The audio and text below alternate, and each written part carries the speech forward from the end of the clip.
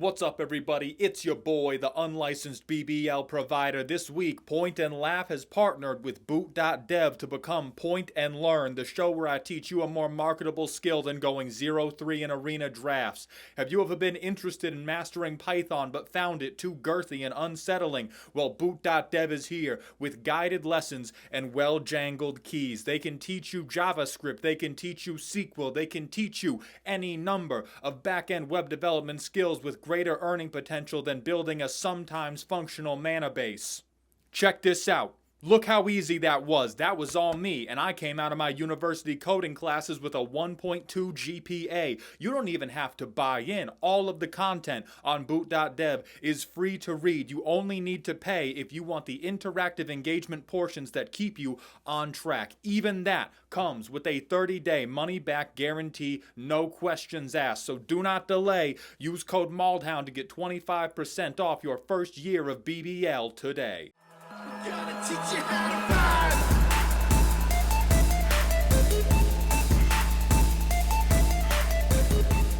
Poisonous Machine. Oh, the game plan is to create an infinite proliferate loop and then use a win converter to murder everybody. Originally I wanted to try for bracket 4, but I quickly realized I couldn't get to pieces fast enough to be a threat, so I downgraded it to 3 where it occasionally feels too fast. I can make a use case for the pet cards, not a good case, but they do exist. Tags are there, but mainly what I view the card's purpose as. Okay, great. So it's Kilo, Apogee Mind, we're proliferating. I presume you're doing poison. The game plan is I have released anthrax into the ventilation system. Good luck. That sounds good. As much as I want to be a combo hater, I can kind of get behind I want to win the game by making R2-D2 make that little scream sound until everybody dies. R2-D2 noise until your ears bleed. I can work with that dream. Mana Enabler. Sure, okay. 32 lands is brave, but we only have a 3-mana commander. Mana Rock pet cards. The fuck? Oh, okay. If we're sharing pet cards, let me pull up my favorite pet card. If I'm in a table where they can't appreciate the flavor of this, sometimes I'll bring out my second favorite pet card, and motherfuckers still get mad. I don't get it. That's one of the win converters. Yeah, it is. You motherfucker. That's the thing I'm making fun of you for. So that's crazy good. This one looks like a pet card, although if I see something that like taps to deal a damage to a creature, this is also just a win condition. Oh yeah, this is a pet card. Oh no, poison, not VV. Okay, well VV is also probably part of your win condition if I'm being real. Yeah, this guy's a true pet card. And then Clive is like, I don't know, depending on how much red you have, this is like a pet card, but not a worthless one. Poison counters, so we have a couple infect creatures. All right, probable win converter. Okay, so we can tap to deal 1. So really what we're looking for is I need a net 0 way to tap and untap with one of these things on the field. Do not hit me, please. That's so fucking funny. And then we have Tapper. Oh yes, my favorite tap synergy. Urza, Lord High Artificer. But you know what? Kilo's an artifact. He makes Kilo tough. We're bracket 3. You get a few crimes. These seem solid enough, right? Paradise Mantle. I presume we have the Penman. Yeah, we have the Freed from the Real Penman's Aura combo. Biggest difficulty is probably lack of tutors, right? Yeah, why do we not have those, huh? We have one pet white boy. Where's my other? I mean, maybe maybe on 32 lands, 2 white pips is actually too fucking crazy for you. But let me investigate this. So we have, you are a goddamn jokester. Also a jokester. Also a... This is what Brash Taunter's in here for? You're never getting to 10 on this thing. Oh my god. Okay, so I think, Jarther, we are at a pivotal impasse between, in terms of what this deck wants to be. I think you do need to decide whether you want this to be a combo deck or whether you want this to be a synergy deck where the wins can sometimes happen quickly. Because we have some things in here that are combo, right? Magistrate Scepter, I get infinite turns. Fire Whip, I get infinite damage. And then we have the goddamn Dawnsire, which is if you leave me in a corner for 5 minutes, I will shoot Brash Taunter. He will yell boing fwip so loudly that it will shatter the eardrums of everybody on the planet, and then you will die. And things like Dawnsire into Brash Taunter, that seems very like on the corner of bracket 2. Maybe you get it to bracket 3 if you're tutoring a ton of this shit, but in general, That's a bracket 2 ass thing you've set before me. And then if we go, I Urza combo into, let's see, it would be Paradise Mantle, Urza, any of these into Freed from the Real, and you all die to poison counters turn 4. I think that the God Hand, right? The God Hand is Paradise Mantle turn 1, Blighted Agent turn 2, Kilo turn 3, Urza turn 4. And turn 4, I have a poison counter on 2 people. Now that's assuming no interaction, but that's turn 4, I win the game infinitely. That seems bracket 3. We require 4 cards to get that done, so I'm not going to call that obviously not a comp level win con. But Dawn-Sire Brash Taunter, that takes way more time to get going. I don't think we have prologue to Phyresis, and we should. So part of me wonders if Jarthur has just not seen the cards to achieve their goals, and seeing some shit like Benthic Biomancer in here really does make me believe that. This is a cool synergy card. We do need to decide if we are a synergy deck that can sometimes combo, or if we are a combo deck. That's going to dictate a lot of how we want to change this thing. Because if we just want to have, Wally break bad, you can do a ton of shit like Benthic Biomancer. We can use the new Charge Counters Draw engine from Edge of Eternities. You can look for a ton of the cute shit. Dog. This ain't part of a combo deck. This is part of an ASPCA Dragon Adoption Drive. What are you showing me this for? We just had this? You just saw that you picked up the Urza and then he was stuck to the back? It's decent draw spell if you're mono red. If you're mono red and you don't have access to good draw spells, yes it is. But it's cute. Thank you, Terrence, for saying that, because we need to decide if we're cute or if we are R2-D2 holding Anthrax.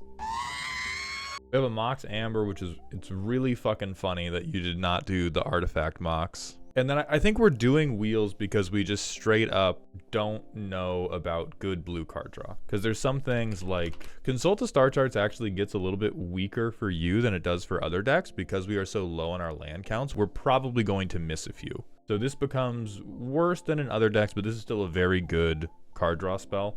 It is probably going to be inferior to Stock Up for you. Regardless, we have a lot of ways to pick up cards that are much, much better than what we're doing. We also have combo wins with almost no tutors in the deck, right? What is Merchant Scroll going to tutor for? We get a blue instant card. Where is the blue instant that's going to find, right? We're going to tutor up Frantic Search. Could be Prologue to Phyresis. That we don't even have to do a meme face on that. We could genuinely tutor up Prologue to Phyresis. That's part of it. We need poison counters. So we have exactly 1 additional copy of our Infect Wincon thing. We have 1 additional copy of Paradise Mantle. We have 1 additional copy of Paradise. We are very, very, very low on tutors in favor of bad mid-range. And that is a situation you do not want to be in if you are a combo deck. If you are a combo deck, it needs to be, here are my outs. If it's not an out, here's a tutor for my out. If it's not a tutor for my out, it's either a very good engine or it's a piece of interaction. None of this would be possible without support from our highest tier Patreon members, so please join me and Little Nadu as we take a moment to thank Badger King, Sussedin, Christian B, Ryan A, Adam S, Solar Movie, Biggest Dickus, Kyle, Jess HW, Alpha Dog 2064, Crimson Viper, Zelenor, Otterfire, Dad Out for Milk, Kyler P, Bolus Brigade, Derek H, Phelan, B Leave, Dungeon Masters Consortium, Zach G, Bobby Joe Lord, Talamar Von Geist, Troper and their 37 different identities, Bradley T, Bo, Beefcake, and Silky Wilkie. Thank you all and enjoy the video. Hi everybody, welcome to the Mango Money Moment, a new segment that exists only because YouTube has told us that if their automatic mid-roll placer doesn't believe that my video has enough dead air in it to constitute a transitional phase, they will not put monetized ads in the middle, which can really cut into the editor's leak budget. So we're gonna have these moments where we just stop and stare for a little bit. We're not goblin welding, we're not goblin engineering, we're not doing any of the type of stuff I would expect to see from a deck that wanted to combo off. We're doing like, I sit in the corner beeping and booping, and one day in the future, I may yet combo off. I'm not playing this only because I don't want the table to like freak out. So I play Propaganda, Stop Hitting Me. I'm gonna go get a basic. And by a basic, I mean starting town. All right, I have a shitload of artifacts out. Turn 5. I have a thing with Infect. I don't have anything that can untap. I'm never going to attack unless I have Blighted Agent. I get out Kilo. So I have a 3/3. I can tap it with Relic of Legends. I don't even want to play this because any type of politicking I'm doing is highly reliant on the fact that people think I have bricked my opening hand. Fuck yeah.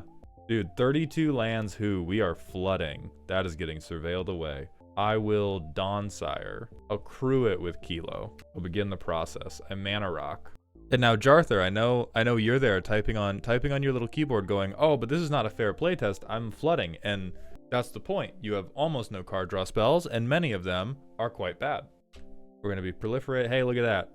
No stock up, no nothing. Where's my Faithless Looting? Somewhere else. Excellent. I have gotten Dawnsire online. Now all I need is something to attack with and the belief that Brash Taunter is on top of my deck. Nope. Okay, that's fine. That's fine. We've gone infinite. On turn 9, somewhat accidentally. So now I just tap Kilo forever. This has infinite charge counters. We have no interaction in hand to protect this. We can do 20 damage to one player and send one creature into the sun, which is very funny. Bracket 3 combo deck, this is not. So Jarthur, I'm going to sentence you off rip. Either make this a bracket 2 synergy deck that can sometimes pull out wins with like Brash Taunter and Dawnsire, or we have to make it a true combo deck. And if we make it a true combo deck, your card advantage has to be much better. Your tutors have to be much better. Your interaction has to be much better. With love, I'm going to put you in Lost. I think what you have seen is you have seen a commander you like, which is a very good thing. I think you have 2 or 3 decks within your mind that you actually want to have exist. I would recommend proxying all of them. One of them should be a combo deck. For the one that you want to be a combo deck, you have to take anything that is not starts the infinite, outlets the infinite, tutors the infinite, protects the infinite, and you get rid of it for something in one of those 4 categories.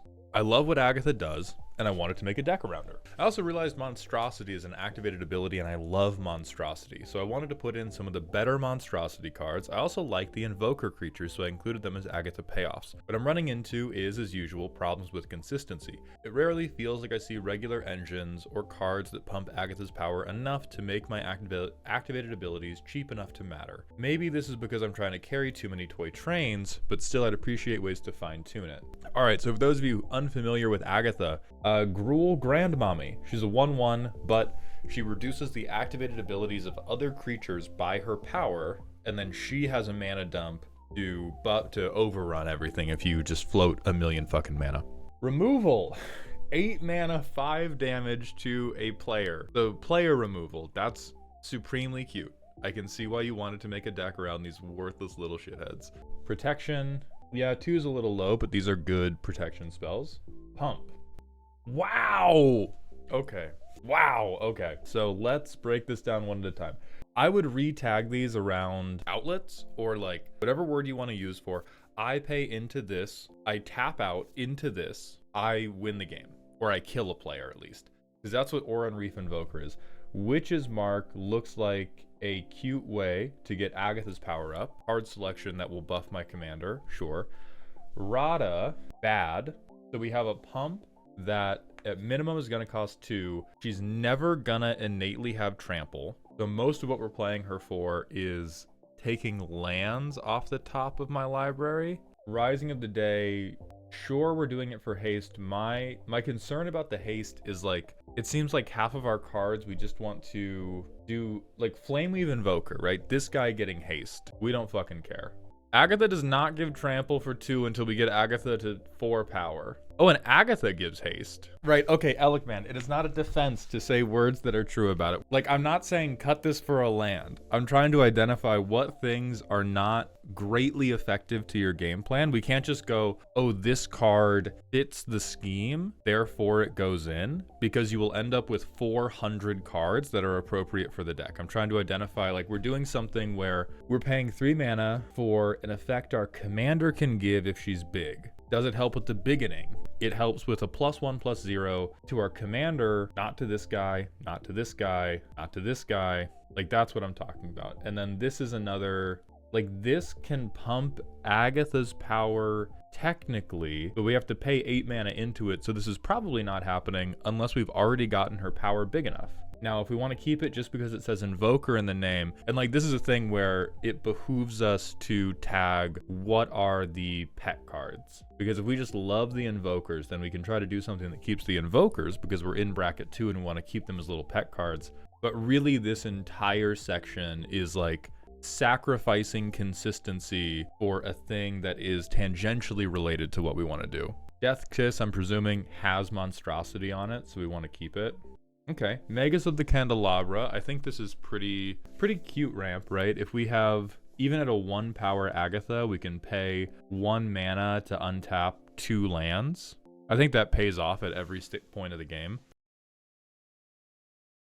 Biophagus. We can make Agatha come in as a 2/2. Bugenhagen. 7 or greater. Oh, you're dreaming big. We also have just like, we have a crap load of ramp. And I'm kind of wondering what it's for. Like, what's our infinity and beyond on the ramp section, but we are living well within our means. And I'm not even going to look at the chat. I know you're saying it. I know you're saying, well, the activated abilities cost quite a lot. And that's me attempting to lead you to water right now, dog. Because if we are attempting to pay for these activated abilities for full price or even near full price, we've already fucked up. And the way we are going to create consistency is not by ramping so hard we can pay full price. It's by giving grandma a gun. Like we have, so it looks like we're trying to do it with counters, which is very Gruul of you, and I think is also a distinct mistake. Perfect card for this example. If we forced Adaptation Agatha, she will go from a 1/1 to a 2/2. Then to a 3/3 2 turns after, then to a 4/4. If she's ever killed, because the table looks at her and goes, oh boy, that's quite a lot of cost reduction they have, we now have to start all over, and we can't start all over with forced adaptation. Versus like, I'm not even gonna show you a good equipment. This is, you instantly get +1/+0, and I can always reuse it. Instantly, always, no problems. So if we have really good 1/1 counters cards, we can keep using those. This is where you should start being selective about what equipments can I get away with using, because those are going to reset Agatha's power to a good number every time she comes in, rather than I need to build up Agatha's power from scratch. Nope, we're not doing Ozolith because that's going to give us consistency problems. If we go, well, we can do the slow and bad thing, so long as we pull one specific card out of our 99 to keep them around when the bad thing happens to us, we're in trouble again. On the topic of good counters cards, I think Agatha's Soul Cauldron, in a deck with a ton of activated abilities, for sure you can find a use for this. Drillworks Mole, I'm not a huge believer in because it's the same. We're going to do 1 a turn maybe. Master Seymour has Monstrosity, cute pie in the sky, greedy thing. Ah, I see chat understands. I see chat understands. What if for 6 mana, every single goddamn thing I played was an immediately huge threat? Now my commander's a threat. She pays 2 mana to give herself trample and haste. She turns all of my invokers down to 1 cost activated abilities. Like this is your peak bomb. This is my commander is cheap. I'll be able to recast my commander. If I can play this ahead of curve, even turn 5. We don't even have to rush this out. Turn 5, we get them, dude. Other good counter cards, because we don't have to dispense with 1/1 counters entirely. Halana and Elena is quite strong. If they deal with your commander, they're still going to have a problem with this, so long as you have any other creatures on board. And this is 2 counters onto my commander every turn, which is a much faster ramp. We want to do better than 1 counter a turn in isolation. That's before we add in any doublers, if you would put a counter on, put 1 additional one on. We want to do, isn't this bracket 2 though? How will you consistently get an enchantment in your hand from the 99? Gene, that's the beauty. We don't have to. We're just talking about, what I'm talking about now is I want to replace everything in the deck that makes us go, with things in the deck that makes us go, fuck yeah. And the goal is that we're going to get enough of them in that every game you get something out of the fuck yeah pile. We don't have to draw Raised by Giants every game, but we want it in the deck such that if you draw it, you're going to be happy. Same goes for Halana and Elena. Rather than seeing this fuck ass mole, we're going to see these guys and we're going to be happy about it. Holy unkeepable Batman. You know what? Let's see if God loves you. Holy shit, he does. You motherfucker. So we skip turn 1. We play the Phagus. We play this. We play that. We play the mole. So this has a counter. Turn 4. Now let's compare this to if God loved us in the deck I want you to have, we would be doing Dork, Agatha, we would have Halana and Elena right now. So instead we will tap big. We will go Tawashi Guidebot. This should be zeroed now, right? Yeah. Up to 4, but we can't tap this yet because it's a creature. Tap for free, draw a card. Okay, this ain't bad. We're hitting lands for turn. We have, ooh, we can whisper on some dragons. So I'll do that. Tap, embiggen, red. I get a 4/4. Very nice. Okay, and now we're just kind of waiting until this gets so high that we can Agatha on it crazy style. But Tawashi's paying off. I'm sorry I ever said anything bad about Tawashi. This low-key cooks, Alec. I agree with Marty. We're like, the stove is on, brother. The stove is on. And now Candelabra, obviously we're not going infinite here, but Candelabra's about to do some dumb shit. Can we activate this more than once a turn? Holy fuck, we can. Me when my dragon army flies. And now because we have Candelabra, I think this is actually like too bigger because I've been missing mole taps. So if I wanted to take the scariest turn 7 I could, I would have to spend, oh, but we haven't hit our ramp and we've stopped hitting lands. So we actually have to tap out. So we would have to do the Magus thing first because this has to cost at least 1. So I would pay 1 mana.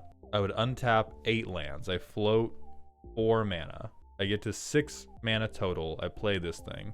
So it's XX and a green. This guy will provide the green. It's reduced by 8, 9, 10, 11. So that's 5/5. I make 5 5/5s. Fucked up.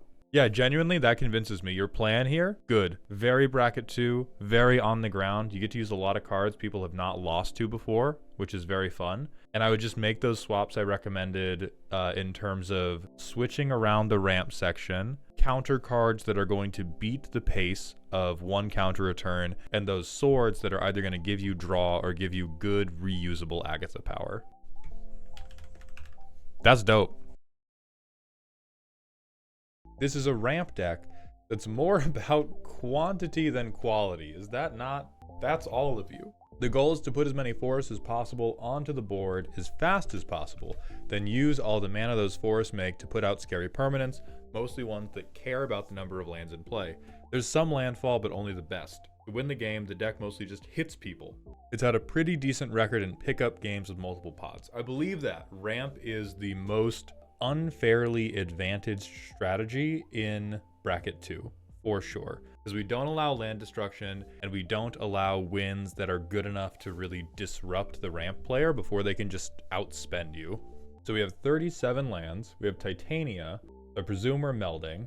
Let me find this other...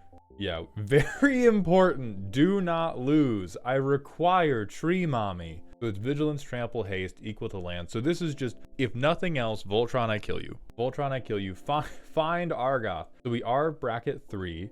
Because we have 1 game changer. Does green even have any others? Then we have a lot of ways to tutor out 1 specific land. All right, mulching. So this is how we get a land into our graveyard. So we gain light. Ooh, this kind of sucks. All right, Bolus, are we married to Titania, or are y'all just talking? Because what I'm seeing right now is we have a lot of cards dedicated to getting. We are married. God damn it. Okay. All right. So we're gonna ramp a lot. We have ways to get stuff out of the graveyard. Tree huggers. Yeah, these are some of the best landfall effects you can get. Timber dollars. Is this all of our card draw? Oh, you motherfucker playing Harmonize. Ugh. So we have to get Argoth to field, and we have to get 4 land cards into our graveyard. Rich soil. Oh, so this is to get it back out. Oblivion Stone? Who's letting you do this? Who's letting you do this? Lignify, so a little bit of removal. Very small amount of removal. Absolute BM. This is my favorite card in the deck. This is absolute, I'm richer than you. I get to play bad cards. And then we have, how do we even put out a board? Like, how do we even put out a board state in this deck? I need to see this shit. All right, so I'm gonna land. I will not cycle Tranquil Thicket until I'm actually confident in my land drops. Or actually, I should wait until I get Titania out. So I do nothing until turn 3. I play a 3/4. I play this. I cycle, gain 2, draw a card. Azusa, Terramorphic Expanse, gain 2, get a forest. I do this. I 3 stack him to draw. I get 2 forests into my hand. Bam, bam. I don't have instants or sorcerers in my graveyard. A roiling regrowth. Gain 2. Forest. What? Humans you beat with this. Not a chat GPT table. We're beating live human people. We're beating live humans. With this pile of, I'm going to get forests and stand. Have you mastered the Drax strategy of being very, very still and they forget you're there? A tracker. I don't even want to track my mana at this point. I get clue. I'll spend 2 mana to draw for the clue. I'll 3 visits a forest. I'll spend 2 mana to draw for the clue. I'll spend 2 mana, draw for the clue. I'll spend my last 2 mana, draw for the clue. I think that's all 3 of my land drops. And now Entis Restoration will do something because I've stacked enough clues for this guy to be big. X basic lands. So I pull every land out of my deck. I will cast that and I make a million forests. So I think I am not going to blow up your spot on the blind people you are victimizing, who's just letting you do this. What I would love to see is if we actually got some meld personality or cards you liked. Right now, this looks like AFK Ramp Simulator, and shockingly, even if we had hit one of our tutors for Titania, we can't even meld. It's turn 7, we've been allowed to do totally whatever we want to do, and we can't do our thing because we're hitting all of these what if I tutored for a million basics rather than anything that would let us tutor for the specific land. So this, you've taken your archetype and you've turned it into the spiritually dead cubicle 9 to 5. So at this point, after we resolve Boundless Realms, we cracked, these go tapped? Yeah, tapped. We get like 12 clues, and so hopefully in the 12 draws we get something to do about it. But independent of that, the win con for this deck is they hit you with the largest Titania you've ever seen. I said we watch in Fern Gully. That is a funny title. That does bring me back a little bit. But I think you would benefit from doing something. You would benefit spiritually from doing something other than AFK ramp and doing something that will let you like do this thing more often rather than just going, fuck it, I'm going to cultivate for the 18th time. And so the stuff that we can put in that we currently don't have, there's Expedition Map. There is World Map, which costs a lot of money, but you have $1 million and are apparently given 8 turns to do whatever you want. There is Tempt with Discovery, as this does not mandate that you search for a typed land. You can scape shift to both get all of the lands in your graveyard and find Sanctum of Argoth. Then there's easier things you can do, like Town Greeter. Mill 4, you may put a land in if you need the drop. If you don't need the land drop, this is just mill 4, get lands in graveyard. There is Satyr Wayfinder, where this is going to be less effective than Town Greeter. Oh no, it's Reveal Top. It's about the same. So there's more stuff like that. Oh yeah, there's also Pier's Whim. 4 mana, does not say basic land, does say I can fuck up your shit. This isn't even Fern Gully. This is like, I said we watching grass grow. I said we staring at the wheat fields on Grandpa's farm, because in that playtest we went 7 turns, we saw a ton of ramp spells, but because all of our ramp spells are just about basics, we never got to do anything. We never got to do shit. And God, even for you, because you're in mono green, Endless Atlas, baby. What's up?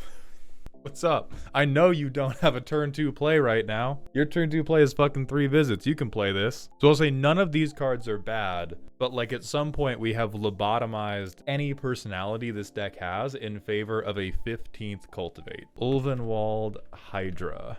Oh hell yeah. 6 mana, easy as fuck. 6 mana, we get Argoth out, we have another thing. Maybe we have this one actually, and it's just tagged somewhere else. No, but we do have good Titania. We don't need Cultivator Colossus. I mean, we could do Cultivator Colossus, but we just don't need it. And see, now we're pretty happy. I think you also, well, we don't need play from graveyard as much. We need to make sure lands are in graveyards. We need a little bit more of that self-mill. I also question if like you are probably so greedy that you get to run Abundance. You get away with so much dog shit. I think you're one of the people that get to pick like, do I want to gamble on pulling a Sanctum of Argoth right out of the top of my deck, or do I want to get more gas and do I want to just cultivate again? We could Titania's Command, yeah, for more ways to, oh, God forbid we actually try to assemble a board state at some point. Oh, it's in there already. Never mind. All right, then we keep that in. There is the new landfall card that mills you. I forget what the bug, we could go full Bug's Life. Yeah, Ice Till, whatever. This guy. So extra land drop, we can play from graveyard, and we can mill. And so this is like if we have a fetch land, we play it from graveyard, and we try to use that to fill our graveyard to get the mill strategy turned on. But that's really what I would recommend. You have a hugely responsible deck. This is giving me vibes of a incredibly overstressed accountant who as a child dreamed of being a basketball player and just like bit by bit traded away all of the things they actually wanted to do for a career and a family they don't actually love. Now, I do think you love part of this. I do think it's funny as fuck to just ramp in everybody's face and then beat them to death. Ooh, Case of the Lock. This is the hothouse deck. Yeah, this is the fucking hothouse deck. We're hitting 7 land drops, or we're hitting 7 lands goddamn instantly. And then we can just rip off the top of our deck. But that's what I would recommend. None of your sections are bad, but we have like we have Ash Barrens for mulching, which I don't think we would cut Ash Barrens, but we need things that are gonna do better at getting multiple lands in our graveyard to speed up when we can flip. I'll say, I think we're closer on the YouTube short side of things right now because we're definitely doing a bit, and the bit is what if I ramped every single turn of this Commander game and nobody stops me. But I see the vision, and I think the vision works, and you have good cards in here. We shave some of these cards for things that are just more deterministically a good thing is going to happen.